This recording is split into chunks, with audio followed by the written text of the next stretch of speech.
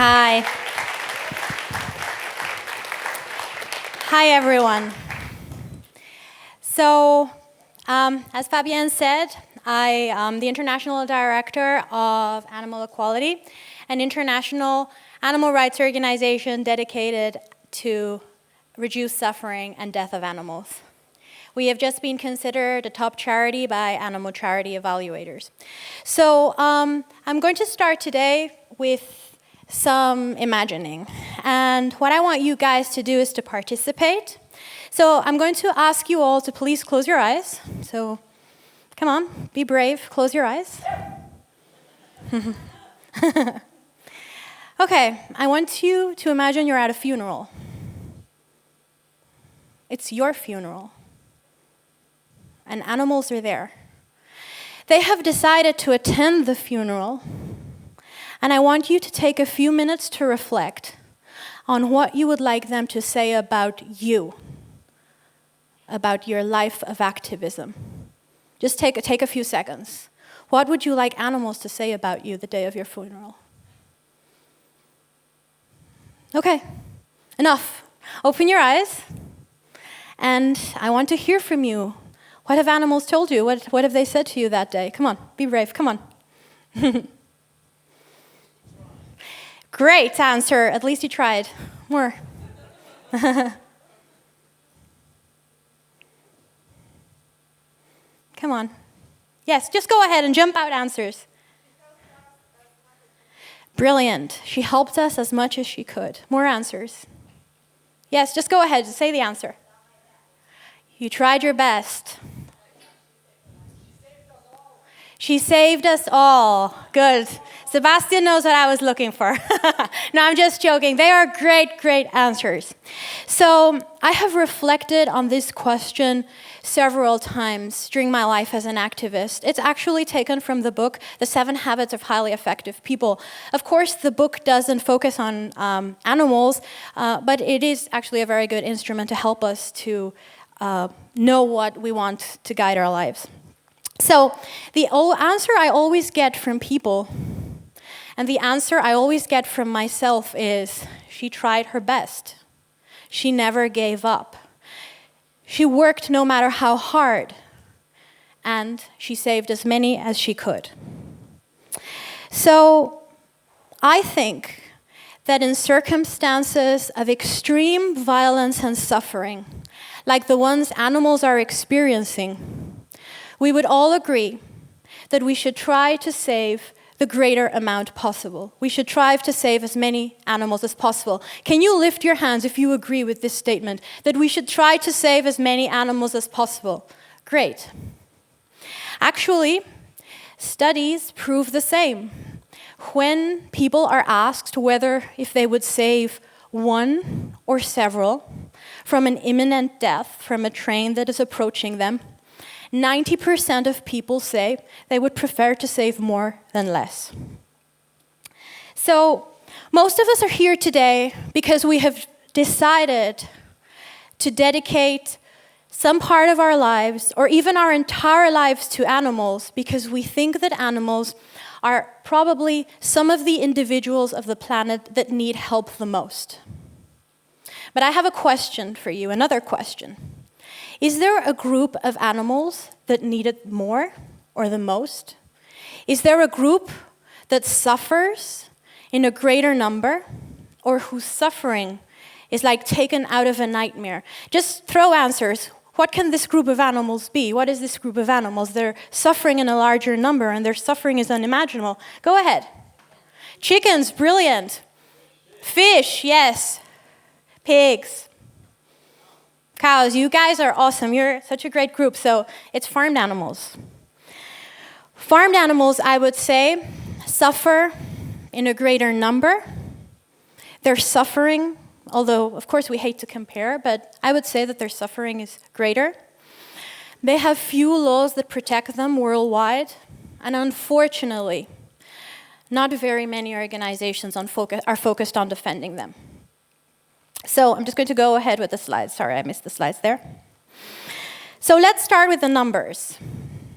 According to countinganimals.com, 99 out of every 100 animals that is killed in the US is killed for food.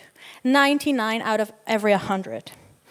That is 10 billion animals a year. The entire human population is wiped out every year in farmed animals. Let's look at more staggering data. It is calculated, this is also taken out of the website countinganimals.com, and linking with some of the answers I got about chickens. 139 million chickens die yearly before they reach slaughter. So these are the animals that the chickens that don't even end up on people's plates. 139 million chickens die in farms during transportation before they reach slaughter. Do you want more staggering information? This is 5 times the number of animals that die in shelters, in laboratories, and for their fur. So I'm just going to say this again because I think it's very, very important.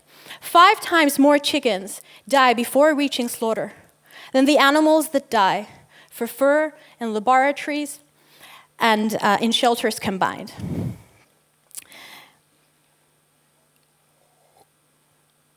Excuse me. So we will probably all agree that the life of a chicken is a life of misery. As this photo taken by Animal Equality from a chicken that was rescued from a slaughterhouse minutes before she was killed proves. Chickens don't only suffer because of the extreme confinement. Their bodies are also bred. So their bodies grow so big in farms that these poor animals can't even bear their own weight. They die of hunger, they die of starvation because they can't reach the food and the water. But besides of that, these animals die on farm because of the heat, the extreme conditions, as investigation after investigation proves, because of the abuse and the mistreatment of the workers. These delicate animals are a living example of what we have turned the world for non-humans. Okay, so I've given some statistics about why these animals die in a larger number. Let's take a look at their suffering. So I have brought some photographs taken by Animal Equality Investigations to talk about the suffering of farmed animals. This baby piglet has just watched his brother die. He will spend the next 6 months living among his own excrements. And after that, after those 6 months, he will be brought to a slaughterhouse where he will be killed. His throat will be slit without anesthesia. A few days before this photo was taken by our investigators, he was castrated, his teeth were cut off, and his tail was cut without anesthesia. Let's look at this other horror story also taken in a farm. Thanks to a worker that acted as a whistleblower and was so horrified of what was happening in the farm, we know that this pig was about to be killed by a sword. This is how the workers in this farm entertained themselves. They also took mother piglets, and while they were fully conscious, ripped their babies from their inside. Thanks to the investigation and the public awareness, these workers are now facing some of the largest sentences for animal cruelty in Spain. And of course, hens, with chickens probably some of the most abused animals on the planet. This chicken is completely defeathered because of the conditions in a factory farm where she could not spread her wings and where other chickens attacked her because of the stress they were experiencing. So the numbers, the suffering, and also many laws, although there are some changes in the EU and there has been some changes in law, unfortunately laws address only some of the most extreme forms of animal cruelty, and of course they're not enough to protect them. So let's look at this other graphic. This represents the animals that are killed or used in the United States, farmed animals compared with others. Sorry, some of the colors are missing at the bottom, but you can get an idea. And the money that is donated to these charities. I think it would probably be comparable to the amount of time that we dedicate to farmed animals.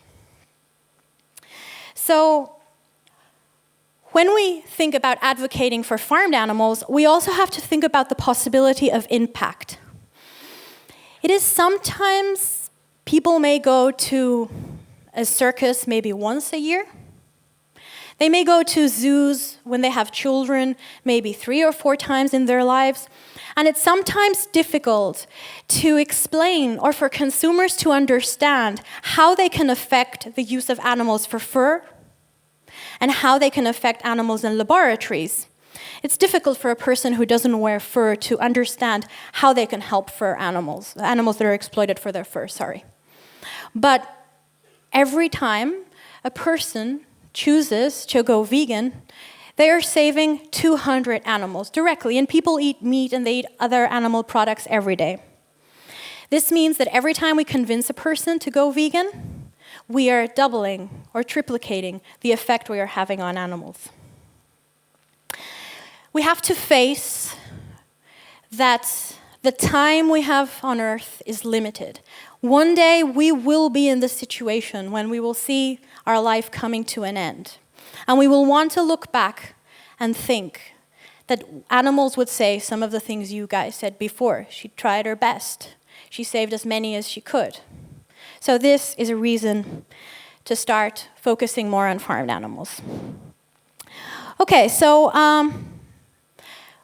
we can agree we have to dedicate more time, more of our efforts to farmed animals. So how can we do this? I think we should do this. How can we do this, as organizations? How can we do it as individuals? And how can we do it as a movement? So as organizations, there are 2 key strategies that I think are extremely important that I will explain. So first is education. Educating the public on what happens to animals and what they can do to avoid the suffering of farmed animals. I think that educating the public is key if we want to see a major reduction in animal suffering and death in the world. So when we're educating the public, there is something very important to take into account. It is that we should pick an audience, generally the audience that's going to be more receptive or more open to our message. We should pick an audience, learn about them, and make sure that our communication, our messages, and even the people who are engaging or talking with that audience are similar to the audience. So here's an example of this action we carry out in Germany. This is a photo from Animal Equality Germany. And as you can see, a young girl is showing young people footage of farms and slaughterhouses, and then we give them the options of how they can choose more compassionate options and choices. Another very effective way of educating the public on the plight of farmed animals and what they can do to help farmed animals is leafleting. And I can't remember the exact day, but there will be a talk about leafleting at the conferences. And leafleting has proven to be hugely effective. It is statistics and studies are saying that for every leaflet we hand out, we're approximately saving 2 animals. Of course, it has to be a specific type of leaflet, but it has proven to be hugely effective. So can you imagine just dedicating some hours a day to going to places where there are a lot of young people, maybe schools, maybe universities, concerts, and leafleting, and just counting the amount of animals we are impacting? Another thing that is very important are investigations, of course. And I think it's very important for organizations to plan farmed animal investigations when they do their yearly planning. We have carried out a number of farmed animal investigations, and we're looking to continue increasing the amount of farmed animal investigations we do in the next coming years. And There is also evidence that doing farmed animal investigations and presenting it in the media and getting these investigations to reach the public is hugely effective. According to the Kansas study, as a whole, when the media is showing footage on animal welfare, people tend to eat less meat. So as an organization, another important strategy I want to talk to you guys today is corporate outreach. So we not only need to inform the public about what is happening to farmed animals and about the options that exist, those options actually have to exist.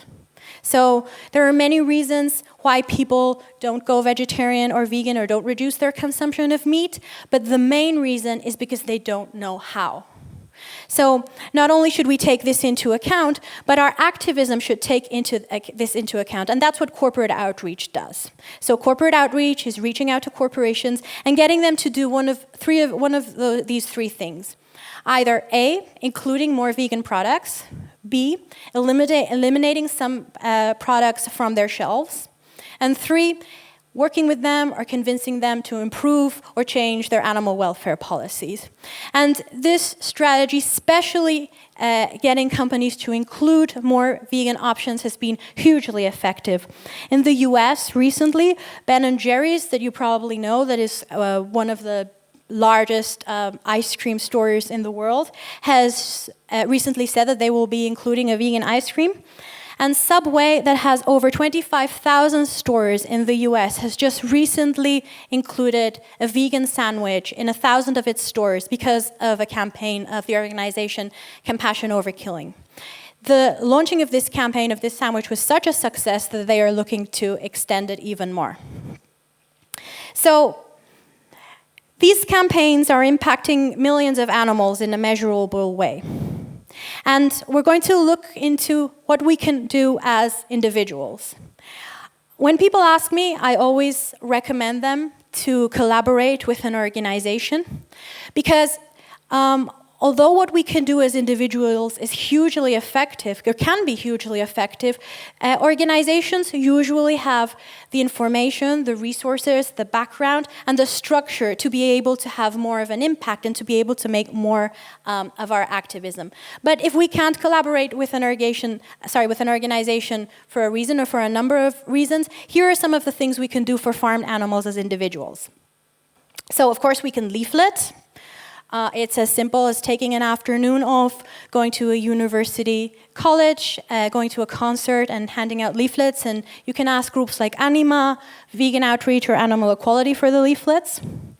We can also talk with our university kitchens if we're at a university, asking them to include vegan options in their kitchen, in their menu. So you can contact different organizations to get more information about this, but basically, if we get a number of signatures, usually from people who are at the university, and we approach the university kitchen, we will probably engage in a conversation about why they should increment or include vegan options. And of course, we can also use our social media as a tool. It's very important when we're presenting, especially veganism, to other people, that we remember that we must present it as something that is enjoyable, that is easy, and that is fun, something that everybody would want to do. And we can share recipes on our social media. We can share recipes with our friends. We can talk about some of the advantages veganism has had on our lives. It's always just important to remember that we must present this in a positive light. And there are many other things we can do as individuals to help farm animals. We can always leave leaflets wherever we go. We can wear T-shirts about animals. T-shirts like "Ask Me Why I'm a Vegetarian" will bring up a lot of interesting conversations. And remember that we have to be proactive about our activism for farmed animals. So, coming from Animal Equality that isn't or wasn't an exclusive farmed animal organization, I think I can give some input on how we can incorporate farmed animal activism and farmed animal campaigns into the campaigns we are already carrying out. So, we are animals of habit. And even though we may want to do something, it may be difficult to know how to do it or where to start. So here are some tips that have worked for us. First of all, plan it. So at the beginning of the year, or when you are planning the work you're going to do in your organization, or even as an individual, plan what specific farmed animal campaigns you're going to carry out, who's going to do them, and when they are going to be presented. Also, budget it. So make sure that an amount of resources of your organization are dedicated to farmed animals, and budget it, plan it before. And also, surround yourself by like-minded people. This doesn't mean that you have to know personally people who are working for farmed animals, but there are a lot of organizations who are doing wonderful work and a lot of individuals who are doing wonderful work for farmed animals. Shoot them an email, ask them questions, check up their website, keep yourself informed. But very, very importantly, abandon unsuccessful campaigns and remain flexible and critical. It's not a problem to abandon a campaign. It's not a problem to stop doing something. What's a problem is to not question what we're doing every day or every week and change those things that we think aren't working. And what can we do as a movement? As a movement to help farmed animals, we can have more discussions like this one, more talks like this one, talking about their plight, talking about the numbers of animals that die and how we can help them. We can also create discussion groups in our countries or in our organizations if we think that approaching this issue may be a challenge. We have to talk about it on our social media, with our friend activists, and we have to share the information. So, even though some of the information I have given you today may be a bit not very encouraging, I want to end on a positive note. Thanks to the ever-growing movement for farmed animals or farmed animal activism, meat consumption is declining, and it's declining dramatically. It is calculated that 400 billion animals less died in 2014 in the US because of people eating less meat. But not only that, a lot of people, politicians, personalities, celebrities, such as Ellen DeGeneres or athletes, are talking about veganism and talking about animals. So, to finish, and I want to open up a discussion, I want you to close your eyes again. Okay. And I'm going to join you this time. And I want you to think and say to yourself for a few seconds what you will do for farmed animals when you get back to your organization, to your house, to your university, or to your friends.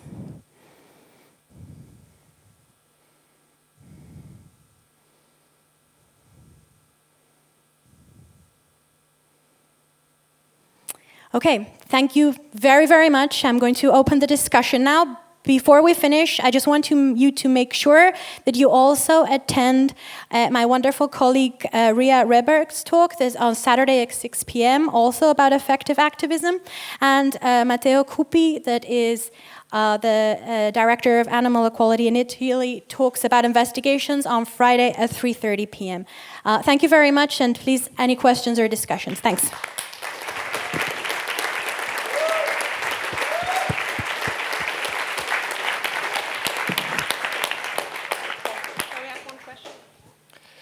Thanks for your talk. One question is, how did you get the people at this festival or whatever that was to watch the video on the iPad and got them to put the headphones on?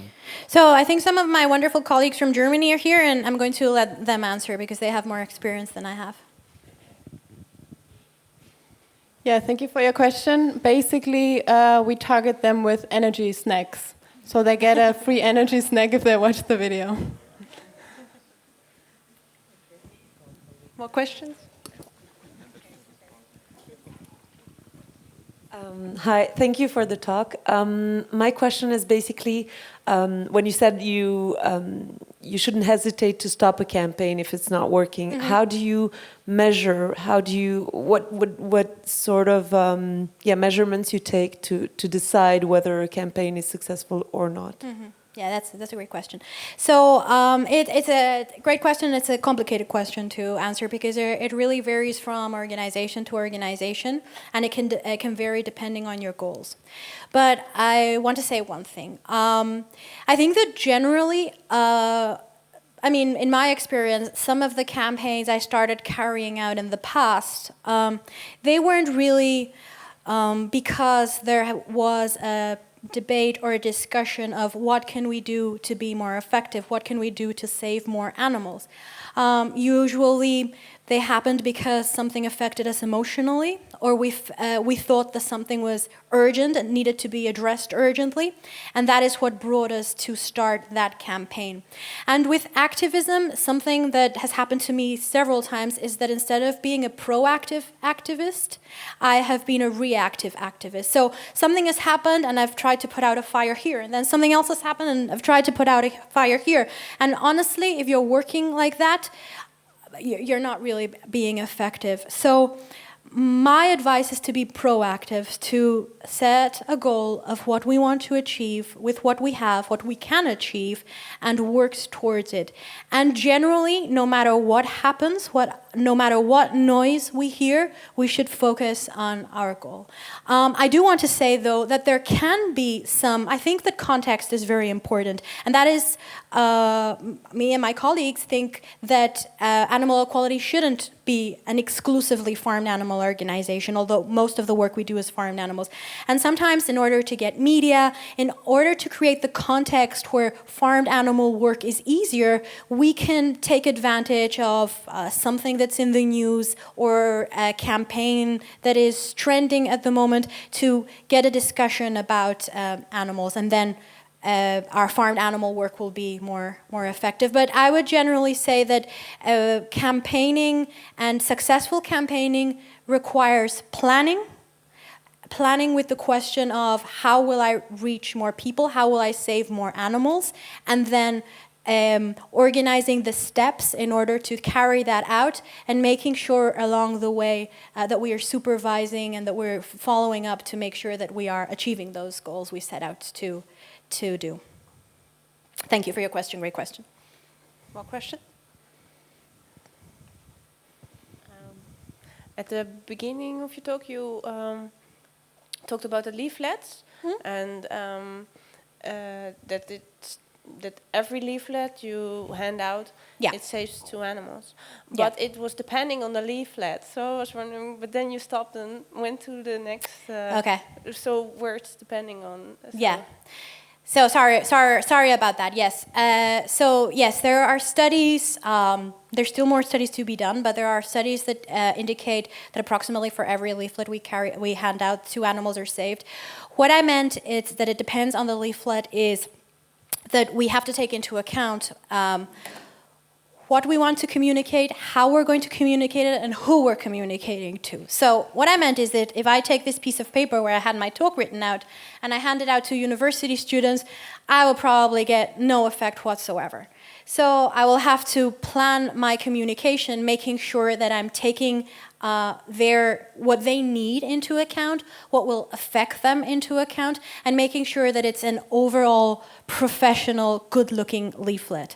So some of the things we can do, and that's such a great question because I can link it with this. Some of the things we can do is we can actually, if we're working on creating a leaflet, there are already organizations that have done tons of research on what leaflets may be more effective, but something we're going to do in Germany, for example, is we're going to go to university students, show them like some of the covers of some of our leaflets, and see which ones they find more appealing. So test and try out different leaflets, and of course always keep it open and flexible to make sure you're changing your leaflet accordingly. So we have leaflets at our stall if you want to check them out or take some.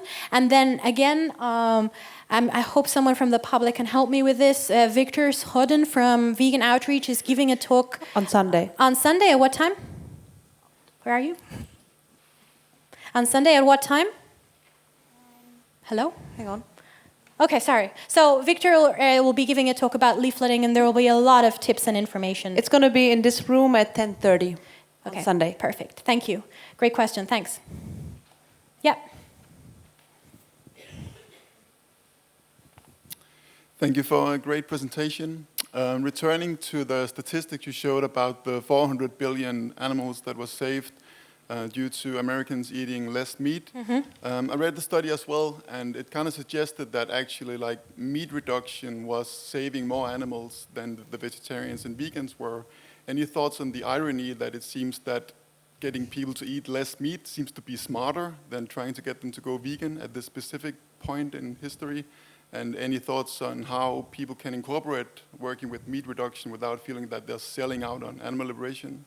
That's another great question, and I'd love to hear your thoughts on that after I'm finished, or anyone else's thoughts on that. So many times, and this is not a quote by me, I think it's by Tobias Leonard, who will also be here, or Nick Cooney, but many times we focus too much on people giving the last step.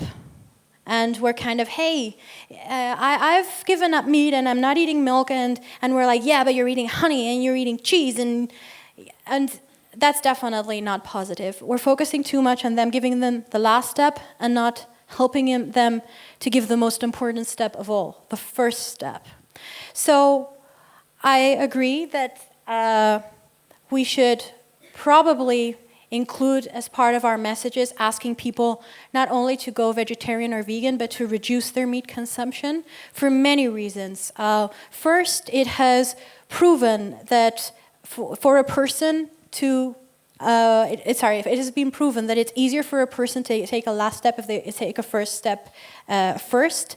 Secondly, that if a lot of people reduce their meat consumption, it will not only save millions of animals, but it will also create a context where talking about vegetarian and veganism is simpler. And last but not least, it will also increase the demand, and again, Tobias Leonard will be speaking about this at some point during the conferences. It will increase the demand of vegan products. So again, we're creating a context where being vegan is easier. So yes, I totally agree, and I'd love to hear your input on that. Maybe later? Okay. Talk to him about it then. Any more questions?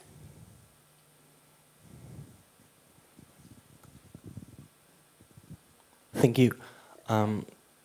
Could you maybe elaborate on what you mean when you talk about saved animals or animals being saved? Because obviously we're not talking about actual animals being liberated. Yeah, absolutely.